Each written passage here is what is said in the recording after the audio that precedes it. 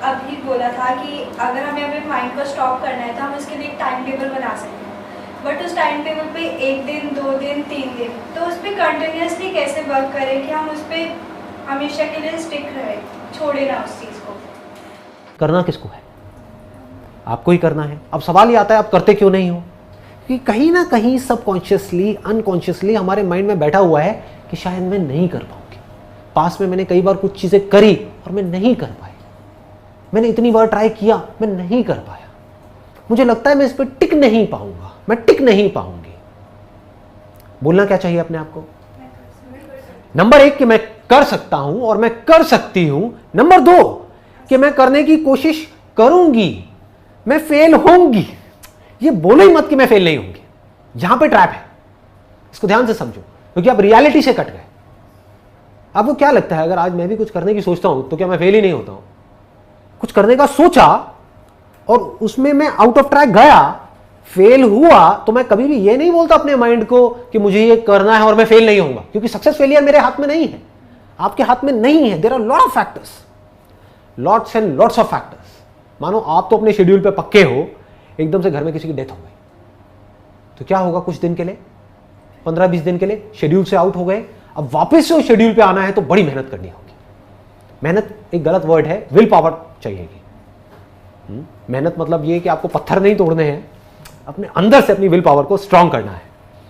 तो इस तरह से आप गिरोगे बार बार, जैसे ही आप कुछ सही करने की कोशिश करोगे प्रॉब्लम्स आएंगी, लेकिन बार बार उस वक्त अपने आप को क्या बोलना है? ये मेरी जो पावर्स है वो इनफाइनाइट है, आई एम डिफरेंट। ये भी बड़ा पावरफुल वर्ड है, you can say that, I am different.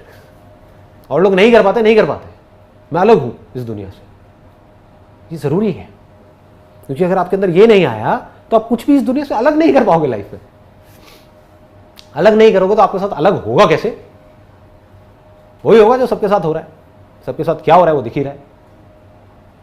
बाहर से हंसते हुए चेहरे हैं, लेकिन अंदर से सबकी लगी हुई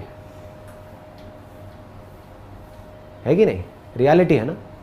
इस लाइफ ने उधेड़ के रख दिया है चारों तरफ से। तो बड़ा सिंपल है, अपने आप को बोलना है, मेरी इस बात को अपने गले उतारना है।